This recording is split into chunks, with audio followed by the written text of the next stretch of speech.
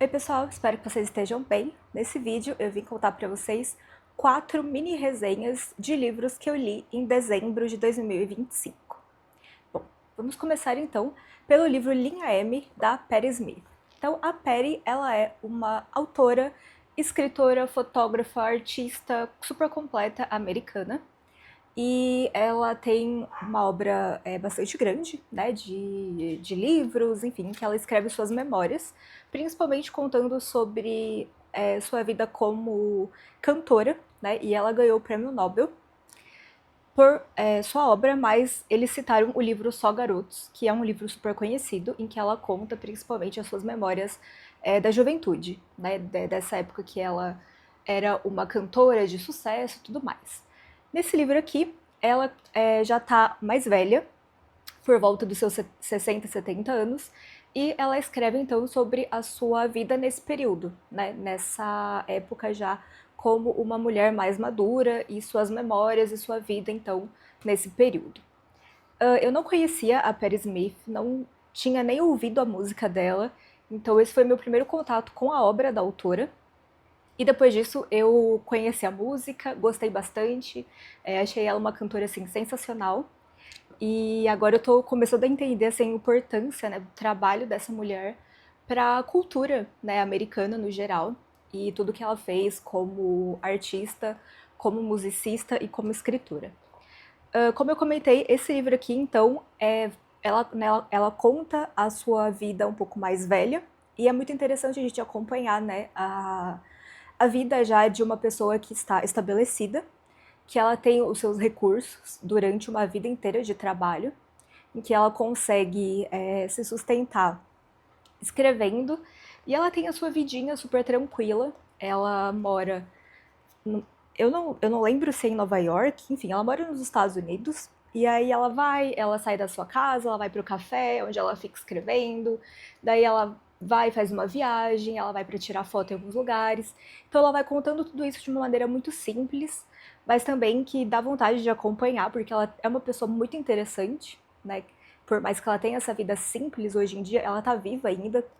Então, por mais que ela tenha essa vida simples, hoje em dia ela ainda é uma pessoa extremamente interessante, que faz coisas interessantes. Então, por exemplo, ela vai viajar para o Japão em um certo momento da vida para tirar foto dos túmulos de pessoas que ela admira, de autores, escritores, e eu acho isso é uma das coisas que a Perry faz. Ela vai visitar os túmulos, né, da Sylvia Plath, por exemplo, de, enfim, autores e personalidades que ela gosta. Ela vai, ela limpa o túmulo, ela fotografa, ela deixa presentes, deixa flores. Eu acho que ela conta, né, esse tipo de coisa com uma melancolia e ela mostra quem ela é, né, fora dos palcos, fora da vida assim mais de artista, né, mais luxuosa que a gente talvez pense que ela tem, mas na verdade ela é uma pessoa super simples que passou por diversas perdas na vida, perda do marido, perda de família, os filhos que saem de casa e tudo mais. Ela vai contando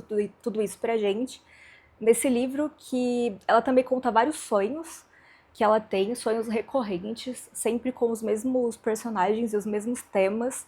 Então ela vai entrelaçando tudo isso em vários capítulos que estão separados, mas ela vai fazendo meio que uma linha em comum entre eles até entrelaçar tudo isso no fim. E por fim eu achei um livro bem interessante.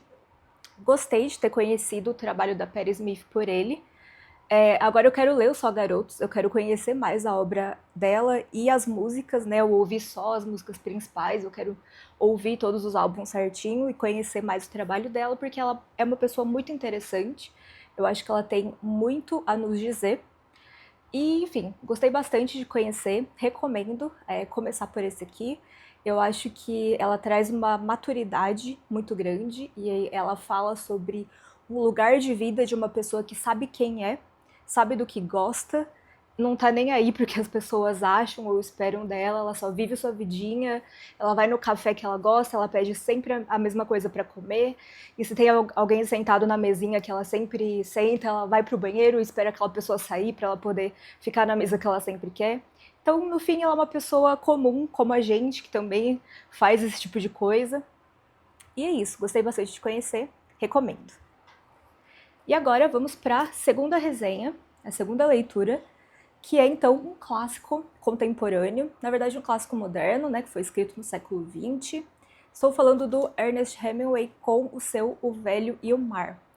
Esse livro aqui saiu na minha lista de melhores leituras do ano passado, então quem não conferiu, confira o vídeo lá. É um livraço. Ele é super pequenininho, mas ele é potente.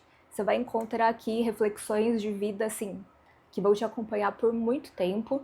Eu recomendo você ler esse livro aqui, ou no começo ou no fim do ano, porque eu acho que ele traz bastante coisa para pensar pro ano subsequente, sabe? Do tipo de pessoa que você quer se tornar naquele ano, ou enfim, se você quer melhorar alguma coisa, pensar sobre a vida que você tá levando, sobre seus objetivos, sobre quem você é. Eu acho que esse livro aqui levanta todas essas questões. Mas vamos pro enredo. O Velho e o Mar é basicamente um livro sobre um velho no mar. Então, a gente acompanha a história do Santiago, que é um velho, né? Ele é descrito assim. Então, é esse senhor que mora nessa vila de pescadores em Cuba e ele tem o seu sustento através da pescaria, né? E aí ele está há 84 dias sem pescar nenhum peixe. Ele está nessa maré de azar, como ele mesmo diz. E aí ele está, então, indo, né, no seu 85º dia no mar, né, para poder pescar, e ele resolve ir mais longe, né, mais dentro do oceano para poder ver se ele consegue pegar algum peixe para poder, né, vender, enfim, trazer seu sustento. E aí o que acontece? Ele pesca um peixe muito grande e ele está lá dentro, né, do mar aberto, muito longe, sem a ajuda de ninguém. Ele pesca esse peixe enorme e ele tem que ficar lutando dias para poder, né, conseguir de fato pescar esse peixe, porque esse peixe é muito grande, é muito forte. E aí ele tá lá, ele é um senhor, ele está sozinho, ele não tem ajuda de ninguém. E ele precisa pegar esse peixe, porque ele precisa sobreviver. Então, enquanto ele está em alto mar, ele começa a conversar, né, com o peixe e sozinho mesmo, né, com seus pensamentos. E a gente vai acompanhando tudo isso, o que ele pensa e toda essa batalha, né, que ele tem com o peixe. Ele respeita muito, né, o peixe e ele fala: o meu trabalho é pescar o peixe e o trabalho do peixe é ser um peixe, é fugir. Né? Então, ele respeita muito o fato do peixe ser tão grande, tão forte, mas ao mesmo tempo esse é o sustento dele. Ele sabe que ele tem que pescar aquele peixe. E aí ele vai conversando com o peixe, ele vai conversando consigo mesmo, e ele vai, né, pensando sobre seus objetivos, sobre quem ele é, sobre o que ele vai fazer com esse peixe quando ele, né, conseguir pescá-lo por fim. E aí vai passando-se dias em alto mar em que ele não tem nada para comer, a água que ele levou tá acabando, ele leva tipo uma garrafinha de água só, porque ele não imaginava, né, que isso ia acontecer. E aí, ao mesmo tempo que ele tá segurando o peixe com a outra vara, com uma vara, ele tem que usar outras varas para poder pescar outros peixes menores para poder consumir ali. Então, assim, é uma situação desesperadora e ao mesmo tempo muito humana, né? O Hemingway, ele tem um jeito de contar suas histórias que é um jeito muito humano, muito simples, muito cru, que não tem firula, mas que te dá, assim, um soco no estômago e que te faz pensar em tudo aquilo que tá acontecendo. E aí o Santiago, né, o nosso personagem, ele vai pensando, né, sobre a sua vida, sobre seus objetivos, sobre quem ele é e tudo isso durante, né, a pescaria. E aí, por fim, você vai descobrir se ele consegue pescar o peixe e se ele consegue levar o peixe de volta ou não, se ele consegue voltar para casa ou não. E assim, eu não vou dizer que esse é um livro fácil de ser lido, não. É um livro triste, porque a situação deste homem em alto mar começa a ficar assim muito periclitante. É um negócio que, nossa, te dá um aperto no coração porque você só quer que ele fica bem, sabe? E aí, assim, é tão curtinho e tão rápido de ser lido, mas ao mesmo tempo você não quer ler porque você não quer que aconteça nada de ruim com ele. Mas assim, eu vou dar um pequeno spoiler, só pra te dar vontade de ler o livro, que é, ele volta pra casa, tá? Tudo fica bem. Então, não se preocupe com isso, ele sobrevive e ele volta pra casa. E aí, quando ele volta, tem um menino, que é um menino que gosta bastante dele, né, do Santiago, que é como se fosse um aprendiz nessa vila. E esse menino, ele trabalhava no barco do Santiago, mas aí com essa maré de azar, sem pescar nenhum peixe, os pais do menino, eles retiram, né, o menino do barco e mandam ele ir trabalhar em outro barco que tá conseguindo pescar mais peixes. Só que o menino fica muito triste com a situação, porque ele gosta muito do Santiago, ele gosta muito, né, de pescar com ele, dos ensinamentos. Foi o Santiago que ensinou o menino a pescar. E aí o menino ajuda o Santiago sempre que pode e tudo mais. E aí quando o Santiago volta, o menino fica tão feliz, porque ele passa dias em alto mar e ele achou que o velho tinha morrido. Né? E aí quando o Santiago volta, o menino fica tão feliz, ele chora, né, de alegria, de emoção, enfim. E é muito bonito acompanhar a amizade entre os dois, que vale muito a pena vocês darem uma chance para esse livrinho aqui que é pequeno, mas poderoso. Vamos para a terceira resenha? É sobre um livro infanto-juvenil, que eu acho que se você tem um filho, um sobrinho, uma criança aí, ou naquela fase dos 10 aos 12 anos, vai adorar. Ou se você é um adulto igual a mim, que também gosta desse tipo de história, você também vai adorar, que é A História Sem Fim, do Michel Ende. Não sei como se pronuncia o nome dele, porque ele é alemão. Vamos chamá-lo de Michael Ende. Bom, esse livro aqui é muito interessante. É um livro de fantasia, tá? Inclusive, o mundo em que se passa a história se chama fantasia, então é como se a história fosse uma fantasia que se passa em fantasia, sabe? Então tem uma metalinguagem muito grande, e esse livro aqui é meio que uma história que se passa dentro de uma história, a gente vai chegar lá, então é muito interessante. Para quem já leu, eu comparei muito esse livro aqui com o livro O Mundo de Sofia, em que a personagem principal, a Sofia, né, ela entende que ela é uma personagem de um livro e ela começa a conversar com o autor. Isso acontece naquele livro, né, um livro que quebra a quarta parede. Então, nesse aqui acontece algo semelhante e eu acho isso muito legal. Eu acho que os adolescentes, né, os jovens adolescentes que leem isso daqui vão amar esse tipo de estrutura. Então, vamos lá, pro enredo dessa história. Tudo começa com o nosso personagem principal, que é um menino por volta dos seus 10, 12 anos também, que é o Bastian Balthazar Bux.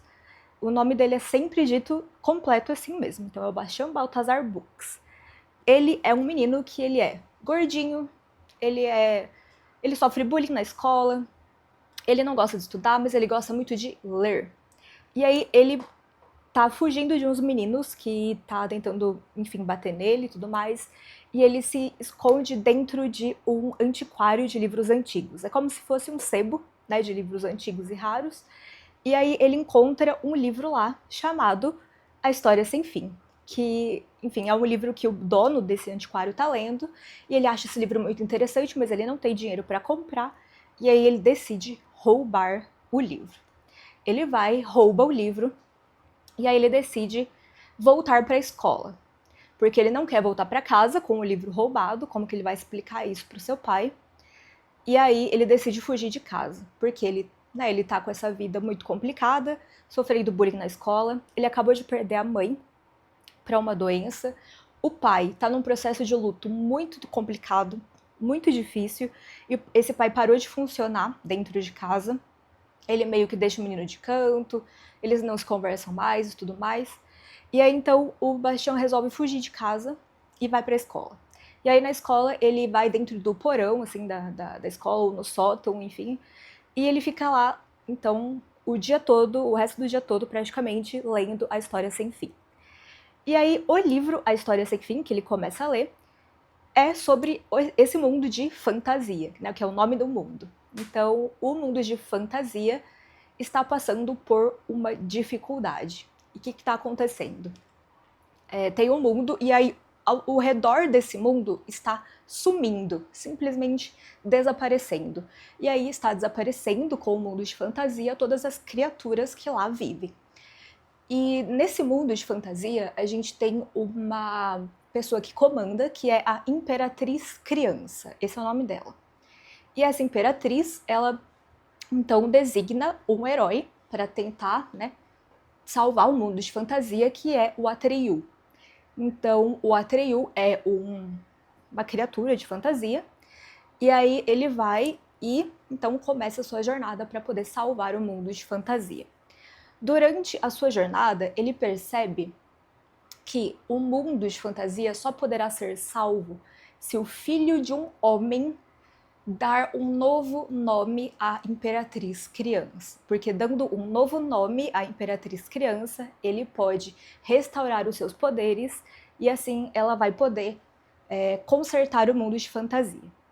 E aí o Bastião percebe que ele é o escolhido, ele é o filho de um homem que pode dar esse nome à Imperatriz Criança, esse novo nome. Porque dando um novo nome para ela, ela vai poder criar uma nova realidade, ela vai poder se tornar outra pessoa, mais forte, com poderes, para poder melhorar novamente o mundo de fantasia. E aí é nesse momento que ele percebe que ele é o salvador de fantasia e que ele começa a entrar na história. E aí ele de fato começa a fazer parte da história de fantasia. Então assim, é muito interessante porque a gente tem o personagem do livro entrando dentro do livro que ele está lendo. E é muito legal a estrutura, né, da história, porque assim, enquanto a gente está acompanhando a história do Bastian no mundo real dele, o texto do livro é vermelho. E aí quando a gente está lendo o livro o livro A História Sem Fim, que ele está lendo também, o texto é da cor verde. E aí, quando o Bastian entra no mundo de fantasia, quer ver? Vou tentar achar exatamente a página em que isso acontece. Enfim, quando ele entra no mundo de fantasia, a gente tem o texto em vermelho e depois passa tudo a ser verde. Porque ele entra, né, no texto, na história. E aí, tudo começa a ser da cor verde. E assim, é incrível, tá?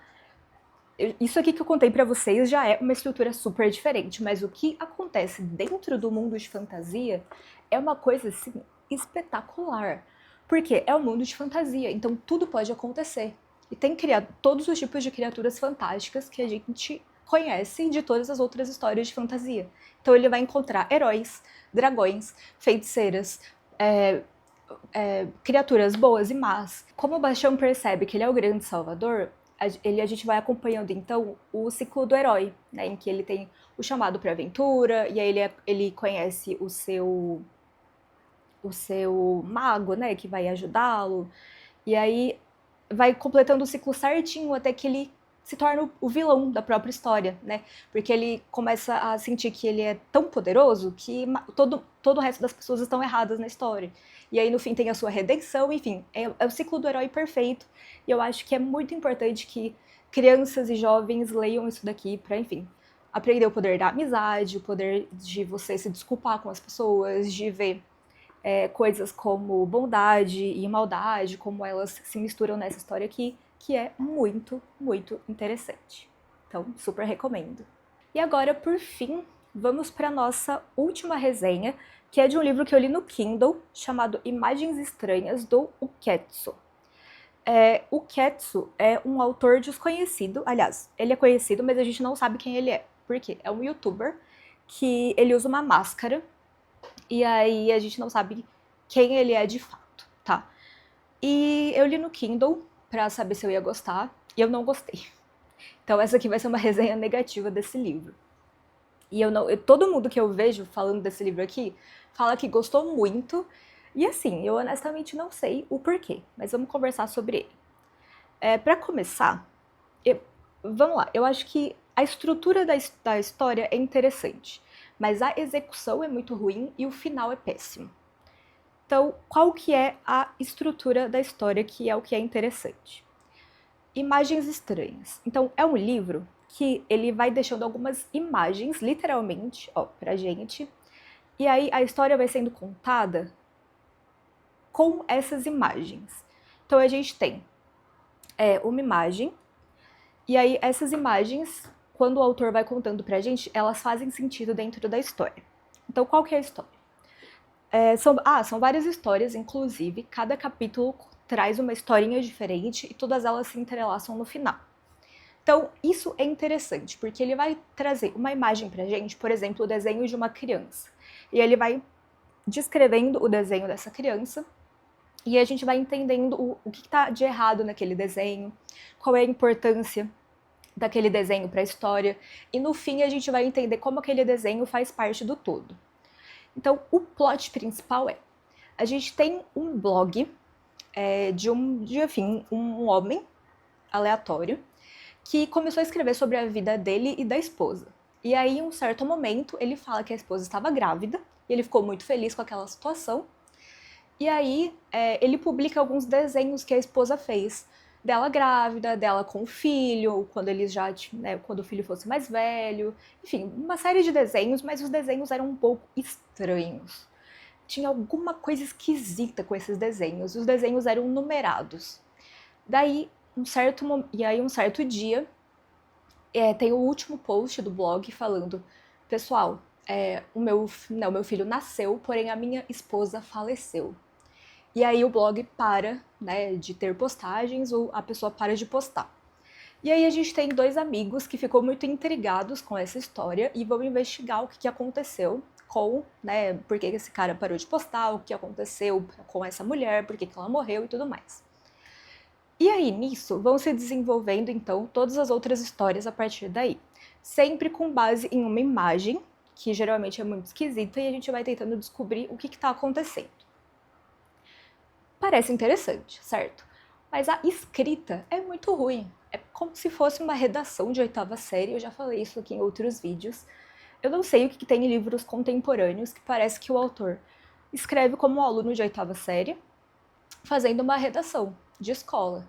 É esse nível de escrita que você vai encontrar. Então, assim, se você quer um livro que te traga algum conteúdo que seja bem escrito, não é isso que você vai encontrar. Se você quer alguma coisa para te distrair durante uma tarde de domingo, que foi o que eu fiz, eu li esse livro aqui numa tarde só, talvez funcione. Agora, o porquê que eu não gostei desse livro? Por conta do final, da resolução de todo esse caso. Por quê? Eu vou contar para vocês o que acontece para ver, porque eu quero que vocês decidam se isso foi um bom final ou não.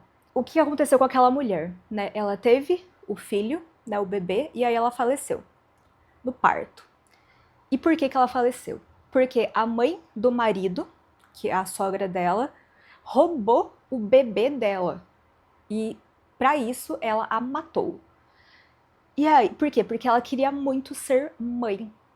Novamente, ela não queria ser avó. Ela queria continuar sendo apenas mãe.